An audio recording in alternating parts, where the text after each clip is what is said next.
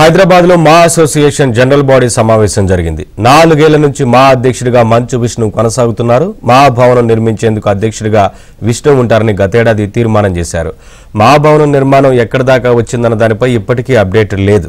ఇప్పుడు మీటింగ్ లో మా ఎన్నికలు జరపాలంటూ సభ్యుల మధ్య వాడివేడి చర్చ జరిగింది. అప్డేట్స్ మా ఫిల్మ్ కరెస్పాండెంట్ సుజన్ అందిస్తారు.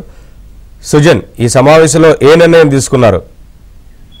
ఎస్ నవీన్, గత 2021 నుంచి కూడా మా అధ్యక్షుడిగా మంచు విష్ణు కొనసాగుతూ ఉన్నారు. అయితే 2 ఏళ్లకు ఒకసారి మా ఎన్నికలు జరగాల్సి అయితే 2 ఏళ్లు దాటిన తర్వాత కూడా మరికొంత ఎక్స్టెండ్ చేద్దాం అని చెప్పేసి తీర్మానించడం జరిగింది. అధ్యక్షుడిగా విష్ణువే కొనసాగుతాడు అని చెప్పేసి వాళ్ళందరూ ఒక తీర్మానించుకున్నారు. దీంతో పాటు మరొక విషయాన్ని వాళ్ళు పర్టికులర్ గా మెన్షన్ చేయడం జరిగింది. మా అసోసియేషన్ గురించి ఎప్పటి నుంచో కూడా పెండింగ్ లో ఉన్నటువంటి భవన నిర్మాణం అయ్యే వరకు కూడా అధ్యక్షుడిగా విష్ణువే ఉంటారు అనే దాని మీద కూడా తీర్మానంలో ప్రస్తావించింది. అయితే ఇది జరిగి కూడా ఏడాది దాటిపోతుంది. ఇప్పటికీ కూడా బిల్డింగ్ సంబంధించి ఎలాంటి అప్డేట్ లేదు.